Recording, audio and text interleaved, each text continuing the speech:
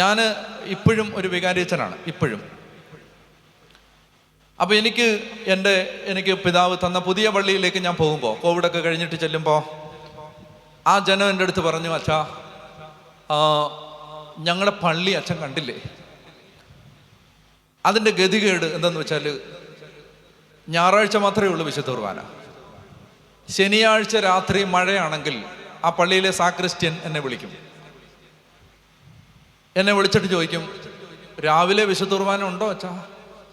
ഞാൻ പറയാം, എന്നാ ഞായറാഴ്ചയല്ലേ, ഉണ്ടല്ലോ. അല്ല, ബലിപീഠം മുഴുവൻ നനഞ്ഞു, അൾത്താര മുഴുവൻ നനഞ്ഞു, പള്ളിക്കകത്ത് മുഴുവൻ വെള്ളമാണ്. കുർബാന ഉണ്ടെന്ന് പറയുമ്പോൾ വെളുപ്പിനെ ഈ മനുഷ്യൻ ചെന്ന് എല്ലാം തൂത്ത് തുടച്ച്, മഴ പെയ്യാതിരിക്കുകയാണെങ്കിൽ, മഴ പെയ്താൽ പിന്നെ കുർബാനയില്ല. ഇതാണ് അവസ്ഥ. ടാർപോളിൻ ഷീറ്റ് വലിച്ച് കിട്ടിയിട്ടുണ്ട് മേളിൽ, ഓടിൻ്റെ മേളിൽ കൂടെ. പക്ഷെ അതൊക്കെ വെള്ളം ഇറങ്ങും. അങ്ങനെ അതാണ് പള്ളി. അപ്പം അവരെൻ്റെ അടുത്ത് പറഞ്ഞു, അച്ഛാ നമുക്ക് പള്ളി വെക്കണം അച്ഛാ. ഞാൻ പറഞ്ഞു, പള്ളി വെക്കണം. പള്ളിക്ക് പ്ലാനൊക്കെ വരയ്ക്കണ്ടേ? പ്ലാനൊക്കെ വരച്ചിട്ടുണ്ട് അച്ഛാ. എന്നാ പ്ലാൻ അപ്രൂവ് ചെയ്ത് വാങ്ങിക്കണ്ടേ? ടൗൺ പ്ലാനിൽ നിന്ന് അപ്രൂവലും കിട്ടിയിട്ടുണ്ട് അച്ഛാ. ഞാൻ പറഞ്ഞു, എന്നാ പണിയാം, കാശും ഉണ്ടായിരിക്കുമല്ലേ. അപ്പം അവരെന്നോട് പറഞ്ഞു, ഉണ്ടച്ചാ 13,000 രൂപയുണ്ടെന്ന് പറഞ്ഞു.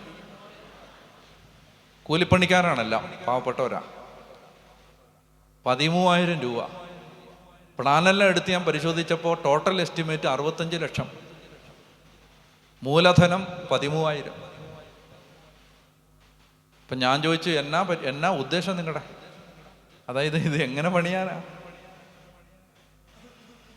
അപ്പോൾ അവർ പറഞ്ഞു, അച്ഛാ ഞങ്ങളിങ്ങനെ ഇത് എന്താ കൂപ്പണടിക്കാം, പിന്നെ ഗാനമേള, അങ്ങനെയൊക്കെ പല പരിപാടികളുണ്ട്.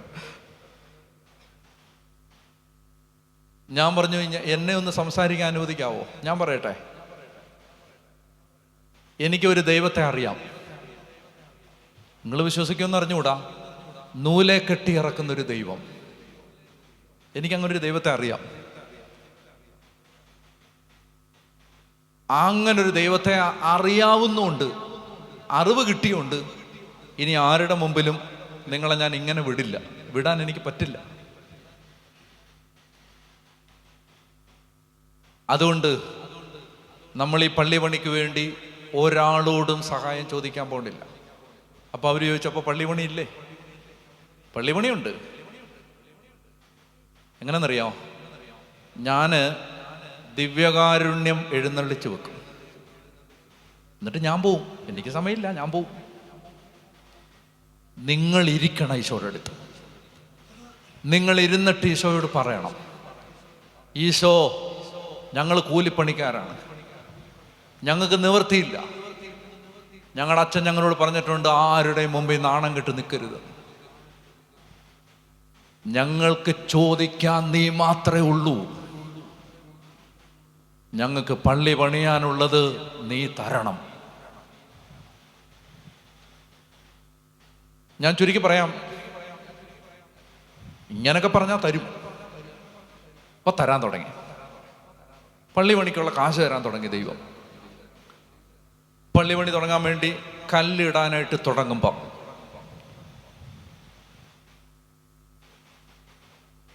പെട്ടെന്ന് അയൽപക്കത്തുള്ളൊരു കുടുംബം കൊണ്ടുപോയി കേസ് കൊടുത്തു, ഇവിടെ പള്ളി പണിയാൻ പറ്റില്ല. ഈ കുടുംബം അവിടെ വരുന്നതിന് മുമ്പേ ഉള്ള പള്ളിയാണിത്, ഈ പൊളിഞ്ഞു വീഴാൻ പോകുന്ന പള്ളി. ഇതിന് ശേഷമാണ് ഇവർ വന്നത്. ഇവർ പറയുകയാണ്, ഇവിടെ ഭയങ്കര ഇനി ബഹളമായിരിക്കും, ഇവിടെ പള്ളി പണിയാൻ പറ്റില്ല. പലരും സംസാരിച്ചു, എല്ലാം പറഞ്ഞു, കേൾക്കുന്നില്ല. പഞ്ചായത്തിൽ കൊണ്ടുപോയി അവർ കേസ് കൊടുത്തു. അപ്പോൾ വികാരിയച്ഛനായി എന്നെ പഞ്ചായത്തിൽ വിളിച്ചു. ഞാൻ അവിടെ ചെന്നപ്പോൾ എന്നോട് അവിടെയുള്ള ആ കാര്യങ്ങൾ പരിഹരിക്കുന്ന ഒരു ബോഡിയുണ്ട് പഞ്ചായത്തിൽ. ആ പഞ്ചായത്തിലെ ആ ഉദ്യോഗസ്ഥ എന്നോട് പറഞ്ഞു, ഫാദർ, നിങ്ങളുടെ ഭാഗത്ത് ശരിയുണ്ടെന്ന് എനിക്കറിയാം, പക്ഷെ ഇങ്ങനെ ഒരാൾ ഒബ്ജക്ഷൻ പറഞ്ഞാൽ നമുക്കതിനെ ഗൗരവമായിട്ട് എടുക്കാതിരിക്കാൻ പറ്റില്ല. അവർ വരുന്നുണ്ട്, നമുക്ക് സംസാരിക്കാം. അപ്പം എന്നെക്കാൾ ഇളയ ഒരു പെൺകുട്ടിയാണ് ആ വീട്ടിൽ നിന്ന് വന്നിരിക്കുന്നത്. ഞാൻ അവളോട് താണ് വീണ് അപേക്ഷിച്ചു, മകളെ തടസ്സം നിൽക്കല്ലേ, ഇതൊരു ദ്രോഹമില്ല. ആ പള്ളിയിലുള്ള ആംപ്ലിഫയറിൽ നിന്ന് വരുന്ന സൗണ്ട് അൾത്താരെ നിൽക്കുന്ന എനിക്ക് തന്നെ കേൾക്കാൻ വയ്യ, പിന്നല്ലേ നിങ്ങളുടെ വീട്ടിൽ ആ സൗണ്ട് വരുന്നു. അതുകൊണ്ട് പൊന്നുമോളെ തടസ്സം ഉണ്ടാക്കല്ലേ. അവൾ പറഞ്ഞു, പറ്റില്ല, എന്ത് സംഭവിച്ചാലും ശരി ഈ പള്ളി അവിടെ വരാൻ ഞങ്ങൾ സമ്മതിക്കത്തില്ല. പഞ്ചായത്തിൽ വെച്ചൊരു തീരുമാനം ഉണ്ടാവാതെ പിരിഞ്ഞു. എന്നാ ചെയ്യാനാ? അന്ന് വൈകുന്നേരം ആയപ്പോൾ എനിക്ക് ഉള്ളിൽ ഒരു വലിയ ബലം കിട്ടി. ഇപ്പം ഞാൻ പിതാവിനെ വിളിച്ചിട്ട് പറഞ്ഞു, പിതാവേ, നമുക്ക് കല്ലിട്ടങ്ങോട്ട് തുടങ്ങാം. ഒബ്ജക്ഷൻ ഒന്നും വന്നിട്ടില്ല, ഇവിടുന്ന് പരാതി പോയിട്ടേ ഉള്ളൂ.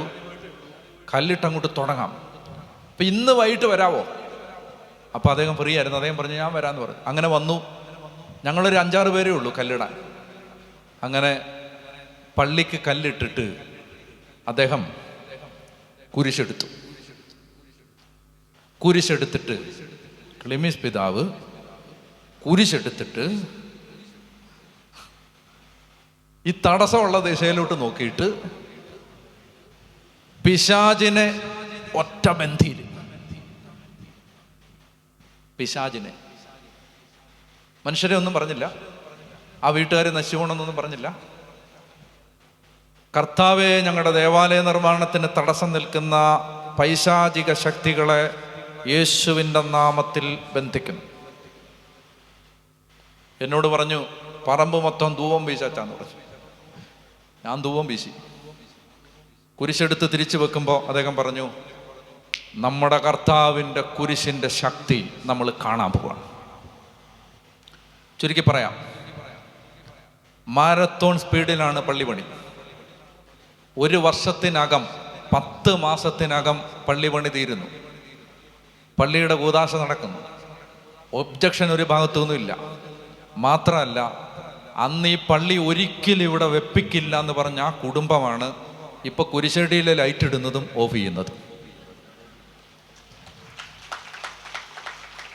നമ്മൾ വിചാരിച്ചു മനുഷ്യരാണ് നമുക്കെതിരെ നിൽക്കുന്നത്. മനുഷ്യര് അല്ല. പറഞ്ഞ ഹല്ലേലൂയാ, പറഞ്ഞ ഹല്ലേലൂയാ, ഹല്ലേലൂയാ. അതായത് ആ കുടുംബത്തിനാണ് ഇന്ന് ഞങ്ങളോട് ഏറ്റവും കൂടുതൽ സ്നേഹം. എപ്പോഴും വിളിക്കും, ചായ കുടിച്ചിട്ട് വാം, എന്തെങ്കിലും കഴിച്ചിട്ട് വാം. പറഞ്ഞ ഹല്ലേലൂയാ, പറഞ്ഞ ഹല്ലേലൂയാ. അതായത് പിന്നെ ഒരക്ഷരം പോലും ആ കുടുംബത്തോട് സംസാരിക്കേണ്ടി വന്നിട്ടില്ല ഈ പ്രശ്നം പരിഹരിക്കാൻ. അവിടെ കർത്താവിൻ്റെ കുരിശ് സാത്താനെ ബന്ധിക്കുമ്പോൾ അവിടെ ആ പ്രശ്നം തീർന്നു. അതുകൊണ്ട് കർത്താവ് പറഞ്ഞു, നിങ്ങൾ എവിടെങ്കിലും പോയാൽ ആ സ്ഥലത്തിൻ്റെ മേൽ സ്വർഗത്തിലും ഭൂമിയിലുമുള്ള എല്ലാ അധികാരവും എനിക്ക് നൽകപ്പെട്ടിരിക്കുന്നു. അപ്പൊ നിങ്ങൾ അങ്ങനെ പോകുമ്പോൾ നിങ്ങൾ ഓർത്തിരിക്കണം, എല്ലായിടത്തും പിശാചിന്റെ സ്വാധീനങ്ങളുണ്ട്. അവനില്ലാത്ത അവകാശം ഉണ്ടാക്കിയെടുത്തിട്ടുണ്ട്. നന്നായി ശ്രദ്ധിക്കുക, സാത്താൻ എങ്ങനെയാണ് അവകാശം ഉണ്ടാക്കിയെടുക്കുന്നത്? ഒരു സ്ഥലത്ത് സാത്താന് അവകാശം വരുന്നത് എങ്ങനെയാണ്? 2-3 തരത്തിലാണ്. ഒന്ന്, പാപം വർദ്ധിക്കുമ്പോൾ, ഒരു ദേശത്ത് തിന്മ വർദ്ധിക്കുമ്പോൾ ആ സ്ഥലത്ത് സാത്താന്റെ പവർ കൂടും, സ്വാഭാവികം.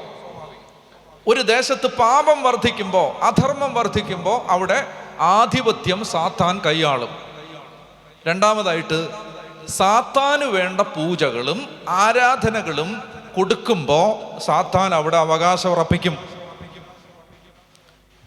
നമ്മൾ ജീവിക്കാനായി പോകുന്ന എല്ലായിടത്തും, കാനാൻ ദേശത്തേക്ക് അബ്രഹാമിനെ അയക്കുമ്പോൾ, ഇസഹാക്കിനെ അയക്കുമ്പോൾ, യാക്കോബിനെ അയക്കുമ്പോൾ, അവരെല്ലാം അവിടെ ജീവിക്കുമ്പോൾ ദൈവം പറയുകയാണ്, ഈ ദേശം എന്ന് പറഞ്ഞാൽ തിന്മ ചെയ്ത് മലിനമായൊരു നാട്, സാത്താൻ ആരാധന കൊടുത്ത് സാത്താനെ കൊഴിപ്പിച്ചൊരു നാട്. ആ നാട്ടിലേക്ക് നിങ്ങൾ ചെല്ലുമ്പോൾ സാത്താന്റെ ശക്തി ക്ഷയിക്കണമെങ്കിൽ, നന്നായിട്ട് ശ്രദ്ധിക്കൂ, ഒരു ദേശത്തുള്ള പിശാചിന്റെ പവർ ഇല്ലാതാവണമെങ്കിൽ അതിനൊറ്റ വഴിയേ ഉള്ളൂ, സത്യദൈവത്തെ, പിതാവിനെയും പുത്രനെയും പരിശുദ്ധാത്മാവിനെയും ആരാധിക്കുക എന്നത് മാത്രമാണ് സാത്താന്റെ ശക്തി ക്ഷയിക്കാനുള്ള ഏക മാർഗം. ആരാധന സ്വീകരിച്ച് സാത്താൻ ഈശോയോട് തന്നെ പറഞ്ഞില്ല, എന്നെ കുമ്പിട്ട് ആരാധിക്ക്, ഞാൻ ഇതെല്ലാം തരാം. സാത്താൻ എപ്പോഴും ഇഷ്ടം ആരാധന അവന് കിട്ടിക്കൊണ്ടിരിക്കണം. അവൻ ആരാധന പല രീതിയിൽ കിട്ടിക്കൊണ്ടിരിക്കുന്നുണ്ട് ഈ ലോകത്ത്. അപ്പൊ സാത്താൻ ഈ ആരാധന കിട്ടിക്കൊണ്ടിരിക്കുമ്പോൾ സാത്താൻ ശക്തി പ്രാപിച്ച് നമ്മൾ ജീവിക്കുന്ന സ്ഥലങ്ങളുടെ മേൽ അവകാശം എടുത്ത് അനർത്ഥങ്ങൾ, അപകടങ്ങൾ, ആത്മഹത്യകൾ, ദാരിദ്ര്യം, വന്യമൃഗങ്ങളുടെ ഉപദ്രവം, മനുഷ്യന്റെ ഉപദ്രവം, സാമ്പത്തിക പരാധീനത, കഷ്ടപ്പാട്, തടസ്സം, കെട്ട്, ഒരു ഐശ്വര്യം ഇല്ലാത്ത അവസ്ഥ, ഈ വിധത്തിൽ ദൈവമക്കളെ വളരാൻ അനുവദിക്കാതെ സാത്താൻ ഓരോ ദേശത്തും കെട്ടിയിടുമ്പോൾ ദൈവത്തിന്റെ വചനം പറയുകയാണ്, അപ്പോൾ നമ്മൾ അങ്ങനെ സാത്താൻ കെട്ടിയിടുന്ന സമയത്ത് നമുക്ക് ആ സ്ഥലത്ത് സാത്താന്റെ അവകാശം ഇല്ലാതാവണമെങ്കിൽ എന്ത് ചെയ്യണം? ഏക സത്യ ദൈവത്തെ, പിതാവിനെയും പുത്രനെയും പരിശുദ്ധാത്മാവിനെയും ആത്മാവിലെ സത്യത്തിലും ഒരു ജനത അവിടെ ആരാധിച്ചാൽ അവിടെ സാത്താന്റെ സ്വാധീനമില്ലാതാവും. പറഞ്ഞേ ഹല്ലേലൂയാ, പറഞ്ഞേ ഹല്ലേലൂയാ. അതുകൊണ്ടാണ് പൂർവ്വപിതാക്കന്മാരോട് ദൈവം അവരുടെ ആത്മാവിൽ പ്രേരണ കൊടുത്തത്, നിങ്ങളൊരു സ്ഥലത്ത് ചെന്ന് കാലുകുത്തുമ്പോൾ ബലിപീഠം പണിത് എന്നെ ആരാധിക്കണം. ഞാൻ നിങ്ങളോട് പറയുകയാണ്, ബലി അർപ്പിക്കുന്നത് വിശ്വാസ സമൂഹത്തിൻ്റെ നിലനിൽപ്പിൻ്റെ പ്രശ്നമാണ്. ബലി അർപ്പിക്കേണ്ടത് വിശ്വാസിയുടെ നിലനിൽപ്പിൻ്റെ പ്രശ്നമാണ്. എവിടെ ബലിപീഠം മലിനമാവുന്നോ, എവിടെ ബലിയർപ്പണം നിലയ്ക്കുന്നോ അവിടെ അരാജകത്വത്തിന്റെ അജ്ഞാത ശക്തി ആധിപത്യവുമായി വരും. ഈശോ പറഞ്ഞിട്ടുണ്ട്, വിനാശത്തിന്റെ അശുദ്ധ ലക്ഷണം വിശുദ്ധ സ്ഥലത്ത് നിൽക്കുന്നത് കാണുമ്പോൾ വായിക്കുന്നവൻ ഗ്രഹിക്കട്ടെ, പട്ടണത്തിലുള്ളവൻ മലമുകളിലേക്ക് പലായനം ചെയ്യണം. വിനാശത്തിന്റെ മ്ലേച്ഛ വസ്തു വിശുദ്ധ സ്ഥലത്ത് നിൽക്കുമ്പോ, അപ്പൊ അങ്ങനെ ഈ അന്ത്യക്രിസ്തുവിന്റെ ആത്മാവ് വിശുദ്ധ സ്ഥലത്ത് പ്രവേശിച്ച് കഴിയുമ്പോൾ അവൻ ആദ്യം ചെയ്യുന്നത്, മക്കമാരുടെ പുസ്തകത്തിൽ വായിക്കുന്നുണ്ട്, അവൻ ബലിയർപ്പണങ്ങൾ നിർത്തലാക്കും. പറഞ്ഞേ ഹല്ലേലൂയാ, പറഞ്ഞേ ഹല്ലേലൂയാ. ബലി മുടക്കും, ബലി തകർക്കും, ബലിയെ നശിപ്പിക്കാൻ ശ്രമിക്കും, ബലിയെ ഡെസക്രേറ്റ് ചെയ്യാൻ നോക്കും. ഒരു ജനം നിലനിൽക്കണമെങ്കിൽ അവിടെ ബലിപീഠങ്ങൾ പരിശുദ്ധമായിട്ട് നിലനിൽക്കണം. ബലിപീഠങ്ങളിൽ മലിനത വരരുത്. ബലിപീഠങ്ങൾ അഭിഷേകമുള്ളതായിട്ട് നിൽക്കണം. ബലി നടക്കണം. പറഞ്ഞേ ഹല്ലേലൂയാ. എൻ്റെ പ്രിയപ്പെട്ട സഹോദരങ്ങളെ, അതായത് വിശ്വാസ സമൂഹത്തിന്റെ കടക്കൽ കത്തിവെക്കാൻ, അടിവേരറക്കാൻ, അസ്ഥിവാരം പൊട്ടിപ്പൊളിച്ച് കളയാൻ പിശാചൊരുക്കുന്ന കെണിയാണ് ബലിക്ക് മേലുള്ള ആക്രമണം. പറഞ്ഞേ ഹല്ലേലൂയാ, ഹല്ലേലൂയാ. അതുകൊണ്ട് ഇത് നമ്മുടെ വൈകാരിക പ്രശ്നമല്ല, അസ്തിത്വ പ്രശ്നമാണ്. കുർബാന മുടങ്ങുന്നുവല്ല, കുർബാന നടക്കുന്നില്ല, കുർബാന ഇല്ലാതാവുന്നു എന്നുള്ളത് നമ്മുടെ സൈക്കോളജിക്കൽ പ്രശ്നമല്ല. This is something existential, something so related to the core of your being. നിന്റെ ജീവിതത്തിന്റെ നിലനിൽപ്പിന്റെ, നിന്റെ അസ്തിത്വത്തിന്റെ, നിന്റെ നിലനിൽപ്പിന്റെ അകത്തകത്തകത്തകത്ത് കയറുന്ന വിഷയമാണിത്. ബലിയില്ലയോ സഭ തീർന്നു. പറഞ്ഞേ ഹല്ലേലൂയാ, പറഞ്ഞേ ഹല്ലേലൂയാ. എവിടെ ആരാധന മലിനമാവുന്നോ അവിടെ സഭ പിന്നെ നോക്കണ്ട. പറഞ്ഞേ ഹല്ലേലൂയാ, പറഞ്ഞേ ഹല്ലേലൂയാ. ആരാധന അവരൊക്കെ പറഞ്ഞേ ഹല്ലേലൂയാ. ഞാൻ ഈ അമേരിക്കയിൽ ഒക്കൽഹോമ എന്ന് പറയുന്ന സ്ഥലത്ത് 2018 മറ്റാന്ന് തോന്നുന്നു, ഞങ്ങളൊരു ധ്യാനം നടത്താൻ ഒരു യാക്കോബായ പള്ളിയിൽ ധ്യാനിപ്പിക്കാനായിട്ട് ചെല്ലുമ്പോൾ അവിടെ ആ കൺവെൻഷൻ നടക്കണമെന്ന് ആഗ്രഹിച്ച് മധ്യസ്ഥം പ്രാർത്ഥിച്ചിരുന്നത് 3 ചെറുപ്പക്കാരാണ്. എയർപോർട്ടിൽ നിന്ന് ഞങ്ങളെ ആ സ്ഥലത്തേക്ക് കൊണ്ടുപോകുന്ന സമയത്ത് വണ്ടി ഒരു സ്ഥലത്ത് അവർ നിർത്തിയിട്ട് അവർ ഞങ്ങളുടെ അടുത്ത് പറഞ്ഞുകൊണ്ട്, അല്ലച്ചാ ആ പള്ളി ഒന്ന് നോക്കി വെച്ചേക്കാൻ പറഞ്ഞു. കഥ ഞങ്ങൾ പിന്നെ പറയാമെന്ന് പറഞ്ഞു. അപ്പോൾ പള്ളി ഞങ്ങൾ കണ്ടു, ഒരു ചെറിയ പള്ളി. എന്നിട്ട് വണ്ടി മുന്നോട്ടെടുത്തപ്പോൾ ആ ചെറുപ്പക്കാരിൽ ഒരാൾ ഞങ്ങളോട് പറഞ്ഞു, അച്ഛാ ഞങ്ങൾ ആ ആരാധന ചാപ്പലിലിരുന്നാണ് അച്ഛൻ്റെ ധ്യാനം ഇവിടെ വരണമെന്ന് പറഞ്ഞ് മധ്യസ്ഥം പ്രാർത്ഥിച്ചുകൊണ്ടിരുന്നത്. ഞങ്ങൾക്ക് സന്തോഷമായി. അവിടെ ഇരുന്ന് ഞങ്ങൾ പ്രാർത്ഥിച്ചത്. അതിനൊരു കഥയുണ്ട്. ആ ആരാധന ചാപ്പൽ ഇന്ത്യക്കാരനായ ഒരു ഡോക്ടർ നടത്തിയിരുന്ന അബോർഷൻ ക്ലിനിക്കായിരുന്നു. ഇന്ത്യക്കാരനായ ഒരു ഡോക്ടർ നടത്തിയിരുന്ന അബോർഷൻ ക്ലിനിക്, 10,000 കുഞ്ഞുങ്ങളെ കുരുതി കൊടുത്ത സ്ഥലം. അവിടെ ഇങ്ങനെ സാത്താൻ്റെ അവകാശ സ്ഥലമായി ഗർഭപാത്രത്തിൽ വെച്ച് നിരാധാരരും നിരപരാധികളുമായ നിലവിളിക്കാൻ പോലും കഴിയാത്ത ചോരക്കുഞ്ഞുങ്ങളുടെ ജീവൻ അറുത്തെടുത്ത് അവരെ മാംസപിണ്ഡങ്ങളാക്കി മാറ്റി ആ സ്ഥലത്ത്, അതിൻ്റെ തൊട്ടടുത്ത് ഈ രൂപതയ്ക്കൊരു പള്ളിയുണ്ട്. ആ പള്ളിയിൽ വികാരിയച്ഛനായിട്ട് വന്ന ഒരു ചെറുപ്പക്കാരൻ, അമേരിക്കൻ അച്ഛൻ, അദ്ദേഹത്തിൻ്റെ ഹൃദയം നൊന്തു. തൊട്ടടുത്ത് അബോർഷൻ ക്ലിനിക്, 10,000-കണക്കിന് കുഞ്ഞുങ്ങൾ കൊല ചെയ്യപ്പെടുന്ന സ്ഥലം. അദ്ദേഹം ആ അബോർഷൻ ക്ലിനിക്കിൻ്റെ മുമ്പിൽ ഒരു ചെറുപ്പക്കാരനെ കൂട്ടിക്കൊണ്ടുപോയി നിന്ന് ജപമാല ഉയർത്തി കൊന്ത ചൊല്ലിയിട്ട് അദ്ദേഹം നേരെ തിരിച്ചു വന്ന് പള്ളിക്കകത്തേക്ക് കയറി ബലിപീഠത്തിൽ പരിശുദ്ധ കുർബാന എഴുന്നള്ളിച്ച് വെക്കും. വിശുദ്ധ കുർബാന എഴുന്നള്ളിച്ച് വെച്ചിട്ട് അദ്ദേഹം മുട്ടുകുത്തി അസക്രാരിയിൽ പിടിച്ചുകൊണ്ട് ഇങ്ങനെ പ്രാർത്ഥിക്കും: ഈശോ, എനിക്ക് ഈ അരളിക്ക, ഈ ദിവ്യകാരുണ്യം വെച്ചിരിക്കുന്ന ഈ അരളിക്ക ആ അബോർഷൻ ക്ലിനിക്കിൽ വെച്ച് നിന്നെ ആരാധിക്കണം എന്ന് പറഞ്ഞ് അദ്ദേഹം പ്രാർത്ഥിക്കും. കാലാന്തരത്തിൽ ഈ ഡോക്ടർ ഒരു കേസിൽപ്പെട്ടു. ഗവൺമെൻറ് അദ്ദേഹത്തിൻ്റെ സമ്പത്ത് ഫ്രീസ് ചെയ്തു. അദ്ദേഹത്തിൻ്റെ വസ്തുവകകൾ ഗവൺമെൻറ് ലേലത്തിന് വെച്ചു. ഈ പള്ളി ഉൾപ്പെടുന്ന രൂപത ആ അബോർഷൻ ക്ലിനിക്ക് ലേലത്തിൽ വിളിച്ച് വിലയ്ക്ക് വാങ്ങി. അവരതൊരു ആരാധന ചാപ്പലാക്കി. ഇന്നത് ഒരു നിത്യാരാധന ചാപ്പലാണ്. അവിടെ ഇരുന്നാണ് ഞങ്ങൾ അച്ഛന് വേണ്ടി പ്രാർത്ഥിച്ചത്. പറഞ്ഞേ ഹല്ലേലൂയാ. മനസ്സിലായോ? അതായത് സാത്താൻ്റെ തല തകർക്കാൻ ഇതേ ഉള്ളു വഴി, ആരാധന. അതുകൊണ്ടാണ് കർത്താവ് ദൈവമക്കളോട് പറഞ്ഞത്, നിങ്ങൾ ബലിയർപ്പിച്ച് എന്നെ ആരാധിക്കണം. ബാക്കി എല്ലാ ആരാധനാവിധികളും സജീവമായി നിലനിൽക്കുമ്പോൾ തന്നെ ബലിയർപ്പിച്ച് ആരാധിക്കണം. ഞാനൊരു കാര്യം കൂടെ നിങ്ങളോട് പറയട്ടെ. അതായത് ഞങ്ങൾ യാത്ര ചെയ്യുന്ന ആളുകളാണെന്ന് ഞാൻ പറഞ്ഞില്ലേ. നമ്മൾ ഓരോ സ്ഥലത്ത് യാത്ര ചെയ്ത് ഒരു സ്ഥലത്ത് നിന്ന് മറ്റൊരു സ്ഥലത്തേക്ക് ചെല്ലുമ്പോൾ ബലി നടക്കുന്ന സ്ഥലങ്ങൾ, ദേവാലയമുള്ള സ്ഥലങ്ങൾ, അവിടെ മൊത്തം അന്തരീക്ഷം മാറും. അതായത് നമ്മൾ കുർബാനയില്ലാത്ത, പള്ളിയില്ലാത്ത, വിശ്വാസികളില്ലാത്ത ഒരു സ്ഥലത്ത് നിന്ന് വിശ്വാസികൾ ഒരുപാടുള്ള, പ്രാർത്ഥനയുള്ള, ആരാധനയുള്ള ഒരു സ്ഥലത്തേക്ക് വരുമ്പോൾ ഞങ്ങൾക്കറിയാം അന്തരീക്ഷം മൊത്തം മാറും. ചില സ്ഥലങ്ങളിൽ പോയാൽ ഉറങ്ങാൻ പറ്റില്ല. രാത്രി മുഴുവൻ ഉറങ്ങാതെ കിടക്കും, ഉറങ്ങാൻ പറ്റില്ല. ശരീരം മുഴുവൻ ഈ അലച്ചിലിൻ്റെ ക്ഷീണവും വേദനയും അസ്വസ്ഥതയാണെങ്കിലും ഒരു മിനിറ്റ് ഉറക്കം വരില്ല. എന്നാൽ ദൈവാരാധനയുള്ള സ്ഥലങ്ങളിലേക്ക് വരുമ്പോൾ നന്നായിട്ട് ഉറങ്ങും. വ്യത്യാസമുണ്ട്, അന്തരീക്ഷം മാറും. പ്രിയ മക്കളെ, അതുകൊണ്ട് നമ്മൾ കർത്താവിൻ്റെ മുമ്പിൽ ഈ സമയത്ത് ഒരു കാര്യം, ഈ കേട്ട വചനത്തിൻ്റെ വെളിച്ചത്തിൽ പറയുകയാണ്: ദൈവമേ, ബലിപീഠങ്ങൾ ഒരിക്കലും മലിനമാകാനിടയാവരുത്. കർത്താവെ, ബലി മലിനമാകരുത്. ബലിയെ നിസ്സാരമായിട്ട് കാണാനിടയാവരുത്. ബലിപീഠത്തെ ഗൗരവമായി എടുക്കുന്നൊരു തലമുറ ഈ ദേശത്ത്, ഈ നാട്ടിൽ എഴുന്നേൽക്കണം. കർത്താവിനെ പൂജ്യമായി ആരാധിക്കാൻ, ബലിയിൽ ആരാധിക്കാൻ ഹൃദയത്തുറവിയുള്ളൊരു തലമുറ ഈ ദേശത്ത് എഴുന്നേൽക്കണം. പ്രിയപ്പെട്ടവരെ, കർത്താവിനെ ആരാധിക്കാൻ ദൈവം നമുക്ക് തന്നിട്ടുള്ള ഏറ്റവും ശക്തമായ ആരാധനയാണ് പരിശുദ്ധ കുർബാന. പരിശുദ്ധ കുർബാനയെക്കാളും വലിയ ഒരു ആരാധന ഇനി നമുക്ക് ഈ ഭൂമിയിൽ ഒരു മനുഷ്യനും ചെയ്യാനില്ല. ദൈവപുത്രനായ യേശു പിതാവിനെ ആരാധിച്ചത്, തന്നെ സമ്പൂർണമായി സമർപ്പിച്ച് കുരിശിൽ തന്നെ ബലിയർപ്പിച്ച് പിതാവിനെ ആരാധിച്ചത്, അതിനേക്കാളും വലിയൊരു ആരാധന നമുക്കിനി ചെയ്യാനില്ല. അതുകൊണ്ട് എബ്രായ ലേഖനത്തിൽ ലേഖനകർത്താവ് ഇങ്ങനെ പറയും: നിങ്ങളതുകൊണ്ട് കർത്താവിൻ്റെ ദിനം അടുത്ത് വരുന്നത് കാണുമ്പോൾ നിങ്ങൾ മടി പിടിച്ചിരിക്കാൻ പാടില്ല. എബ്രായ ലേഖനത്തിൻ്റെ 10-ാം അധ്യായത്തിൻ്റെ 25-ാമത്തെ വാക്യം, ഹീബ്രൂസ് ചാപ്റ്റർ 10 വേഴ്സ് 25. ഉറക്കെ വായിക്കുക. ഹെബ്രായർ 10:25. ഹെബ്രായർ 10:25. ചിലർ സാധാരണമായി ചെയ്യാറുള്ളത് പോലെ നമ്മുടെ സഭായോഗങ്ങൾ നാം ഉപേക്ഷിക്കരുത്. ഒന്നുകൂടെ വായിക്കാം.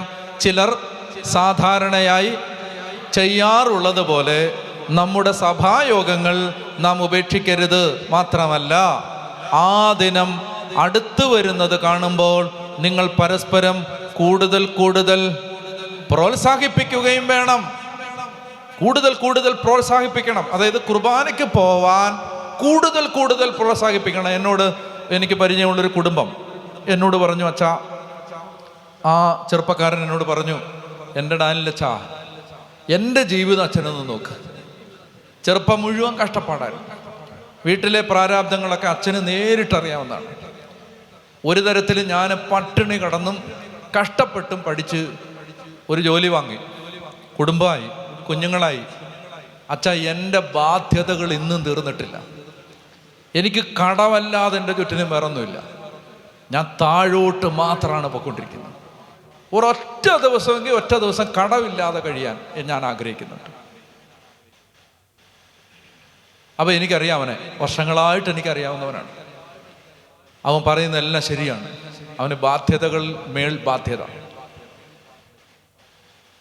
അവൻ എന്നോട് പറയുന്നത് ഒരു ജനുവരി മാസമാണ്. ആ ജനുവരി മാസം ഞാൻ അവനോട് പറഞ്ഞു, എടാ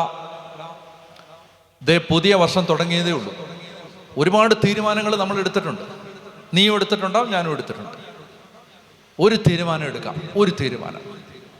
എല്ലാ ദിവസവും നീ നിൻ്റെ ഭാര്യയും മക്കളെയും കൂട്ടി പരിശുദ്ധ കുർബാനയ്ക്ക് പോയി പ്രാർത്ഥിക്കുക, വിശുദ്ധ കുർബാനയിലൂടെ ദൈവത്തെ ആരാധിക്കുക. അവന് ജോലിയുള്ള ഒരാളാണ്, അവന് എല്ലാ ദിവസവും പള്ളിയിൽ പോകാൻ പറ്റുന്ന സാഹചര്യം അല്ല എന്നൊക്കെ അവൻ എന്നോട് പറഞ്ഞെങ്കിലും ഞാൻ പറഞ്ഞു, നിനക്ക് കടം മാറണ്ടേടാ, നീ പറഞ്ഞ പോലെ താഴോട്ടല്ലാതെ നിനക്ക് മുകളിലോട്ട് വരണ്ടേ. ദൈവത്തെ ആരാധിക്കുക അല്ലാതെ അതിന് വേറൊരു വഴിയില്ല. പുറപ്പാട് 23-25 നമ്മൾ ഇന്നലെ കണ്ടതാണ്. നിങ്ങൾ നിങ്ങളുടെ ദൈവമായ കർത്താവിനെ ആരാധിക്കണം, അപ്പോൾ അവിടുന്ന് നിങ്ങളുടെ ആഹാരവും പാനീയവും ആശീർവദിക്കും, നിങ്ങളുടെ രോഗപീഠകളെ നിർമ്മാർജ്ജനം ചെയ്യും, വന്ധ്യതയോ ഗർഭഛിദ്രമോ ദേശത്തുണ്ടാവില്ല, നിനക്ക് ഞാൻ ദീർഘായുസ് തരും. എടാ, നിന്റെ സാമ്പത്തിക മേഖലയിലെ തകർച്ച, അവിടെ കുടിയിരിക്കുന്ന അന്ധകാരം, നിനക്കുള്ള അനുഗ്രഹത്തിന്റെ തടസ്സം, നീ ദൈവത്തെ ആരാധിക്കുക, ദൈവത്തിനൊന്നാ സ്ഥാനം കൊടുക്കുക. നീ കഷ്ടപ്പെട്ട് രാവിലെ എഴുന്നേക്ക്, കഷ്ടപ്പെട്ട് കൊണ്ടുപോകും കുഞ്ഞുങ്ങളെ. അവൻ പറഞ്ഞു, ഞാൻ ചെയ്യാച്ചാന്ന് പറഞ്ഞു. നിങ്ങൾ കേട്ടോ, കർത്താവിൻ്റെ മുമ്പിൽ നിന്നാണ് ഞാനീ പറയണേ. ആ വർഷം ഒക്ടോബർ മാസത്തിന് മുമ്പ് ആ കുടുംബം എന്നോട് വന്ന് പറഞ്ഞു, അച്ഛാ, കടമില്ലാത്ത ഒരു ദിവസത്തിന് വേണ്ടിയാണ് ഞങ്ങൾ കൊതിച്ചത്. ഞങ്ങളുടെ കടം മുഴുവൻ ദൈവം വീട്ടി, ഞങ്ങൾക്ക് കടമില്ല, ഞങ്ങൾ കടമില്ലാതെ കിടന്നുറങ്ങാൻ പോവാണ്. പറഞ്ഞേ ഹല്ലേലൂയാ, പറഞ്ഞേ ഹല്ലേലൂയാ. അതായത് 10 മാസം പരിശുദ്ധ കുർബാനയ്ക്ക് മുടക്കമില്ലാതെ പോയി ദൈവത്തെ ആരാധിച്ചപ്പോൾ ആ കുടുംബത്തിൻ്റെ സാമ്പത്തിക മേഖല മാറി. പറഞ്ഞേ ഹല്ലേലൂയാ. ഞാൻ പറയും, എൻ്റെ പ്രിയപ്പെട്ട സഹോദരങ്ങളെ, നിങ്ങൾ ഈ പല വഴിക്ക് അലയാതെ, പല കാര്യങ്ങൾ ചെയ്ത് സമയം കളയാതെ. ഞാൻ ആലോചിക്കാറുണ്ട്, ചേച്ചിമാരൊക്കെ പാവങ്ങൾ, കഷ്ടം തോന്നും, എന്നാലും കുറ്റം പറയാതിരിക്കാൻ നിവൃത്തിയില്ല, കുറ്റം പറയാണ്. എന്തെന്നറിയാം, എവിടുന്നൊരു പ്രാർത്ഥനാ പുസ്തകം കിട്ടിയാലും വായിക്കും. ദൈവമേ, ആ ധ്യാനകേന്ദ്രത്തിൽ പോയപ്പോൾ അവിടുന്ന് ഇത്രയും കട്ടിയുള്ള പുസ്തകം, ഈ ധ്യാനകേന്ദ്രത്തിൽ നിന്ന് ഇത്രയും കട്ടിയുള്ള പുസ്തകം. ഞാനും ഒരെണ്ണം അടിക്കാൻ പോവാം, കുറച്ചുകൂടെ കട്ടിയുള്ളത്. ഇതുവരെ അടിച്ചിട്ടില്ല, ഒരെണ്ണം അടിക്കണം എനിക്ക്. അപ്പോൾ പിന്നെ അവിടെ പോയപ്പോൾ ആ തീർത്ഥാടന കേന്ദ്രത്തിൽ നിന്ന് ഒരു പുസ്തകം, എല്ലാ പുസ്തകവും ഈ പാവങ്ങൾ വാങ്ങിച്ചുകൊണ്ട് വരും. കാരണം ഏത് പ്രാർത്ഥന ചൊല്ലിയാലാണെന്ന് ഗതി പിടിക്കുന്നതെന്ന് അറിയാൻ വേണ്ടിയിട്ടാണ്. പിന്നെ എന്തെങ്കിലുമൊക്കെ അവിടെ ഒരാൾ പറയും, ഇത് ചെയ്യൂ, നിങ്ങൾ അനുഗ്രഹിക്കപ്പെടും. ഇവിടെ വേറൊരാൾ പറയും, ഇത് ചെയ്യൂ, അപ്പോൾ ഇതിന് ചേരും, അതിന് ചേരും, അതിന് ചേരും, എല്ലാത്തിനും പോയി ചേരും. പാവത്തിന് സമയമില്ല, ചോറ് വെക്കാൻ പോലും സമയമില്ല. ഞാൻ എപ്പോഴും ആലോചിക്കാറുണ്ട്, ഞാൻ ഈ ചെറിയ കോമഡിയൊക്കെ അടിക്കുമ്പോൾ ചേച്ചിമാരാണ് ചിരിക്കുന്നത്, ചേട്ടന്മാരധികം ചിരിക്കത്തില്ല. എന്താ കാര്യം എന്നറിയാമോ? ചേട്ടന്മാർക്ക് പലർക്കും എന്നോട് വൈരാഗ്യമാണ്. കാരണം ഈ ചായ പോലും കൊടുക്കാതാണ് ഈ പരിപാടി, യൂട്യൂബ്. അങ്ങനെ ചായ ചോദിച്ചിട്ട് 2 മണിക്കൂറായി. അവർ പറഞ്ഞു, ഇതൊന്ന് തീരട്ടെ, നിങ്ങൾക്ക് ഇപ്പോൾ ചായ കുടിച്ചു, നേരത്തെ ഒരു ചായ കുടിച്ചതല്ലേ എന്നൊക്കെ പറഞ്ഞിട്ടാണ്. വൈരാഗ്യമാണ് ഈ പാവങ്ങൾ. കുറ്റം പറയാതിരിക്കാൻ വയ്യ, കുറ്റമാണെന്നറിയാം. അപ്പോൾ ഉള്ള പ്രാർത്ഥനയെല്ലാം കൊണ്ട് ഒരുപാട് നമ്മുടെ മക്കൾ പ്രാർത്ഥന വെറുത്തത് എങ്ങനെയാണെന്നറിയാമോ? കുരിശുവരെ എന്ന് പറഞ്ഞ് വൈകുന്നേരം 5:30 തുടങ്ങിയാൽ 10:30 തീരുന്നേ. പിള്ളേര് പുസ്തകം വലിച്ചെറിഞ്ഞ് തലയ്ക്ക് അടിച്ചിട്ട് ഇറങ്ങിപ്പോകാത്തത് ഗുരുത്വം. എന്നെ കേൾക്ക്, നിങ്ങൾക്ക് ഇഷ്ടം പോലെ സമയം നല്ല ബിരിയാണി വെക്കാനും നല്ല ഭക്ഷണം ഉണ്ടാക്കാനും നല്ല കപ്പ് ബിരിയാണി വെക്കാനും ഒക്കെ ഇഷ്ടം പോലെ സമയം ഫ്രീ ആയിട്ട് കിട്ടും. ഒരൊറ്റ കാര്യത്തിൽ നിർബന്ധ ബുദ്ധി പുലർത്ത്, നിന്റെ ദൈവത്തെ പരിശുദ്ധ കുർബാനയ്ക്ക് പോയി ആരാധിച്ച് മഹത്വപ്പെടുത്തി ഫ്രീ ആയിട്ട് ജീവിക്കുക. ബാക്കി എല്ലാ പുസ്തകവും എറിഞ്ഞുകളാ. പറഞ്ഞേ ഹല്ലേലൂയാ, പറഞ്ഞേ ഹല്ലേലൂയാ. ഇഷ്ടം പോലെ സമയം വീട്ടിൽ, ഇഷ്ടം പോലെ സമയം, പിക്നിക്ക് ആ സമയം, ഗോവയിൽ പോയി ഫ്രാൻസിസ് സേവ്യറിനെ കാണാൻ സമയം, എല്ലാത്തിനും സമയം. കാരണം ഇഷ്ടം പോലെ സമയമുണ്ട് വീട്ടിൽ. തെറ്റിദ്ധരിച്ചെടുക്കരുത്. പ്രധാനപ്പെട്ടതിനെ മറന്നിട്ട് തട്ടുകടകളിൽ കയറി ഇറങ്ങി ജീവിക്കുകയാണ് നമ്മൾ. പ്രധാനപ്പെട്ടതിനെ കളഞ്ഞിട്ട്. ഈ ബലിപീഠത്തിൽ അഴിയാത്തതൊന്നുമില്ല. ഉറക്കെ പറഞ്ഞേ ഹല്ലേലൂയ, പറഞ്ഞേ ഹല്ലേലൂയ.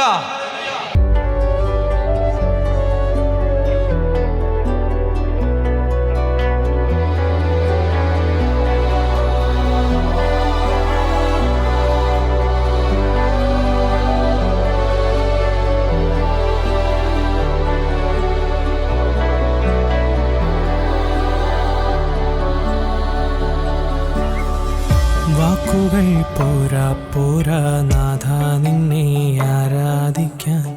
വാക്കുകൾ പോരാ പോരാ നാഥ നിന്നെ ആരാധിക്കാൻ.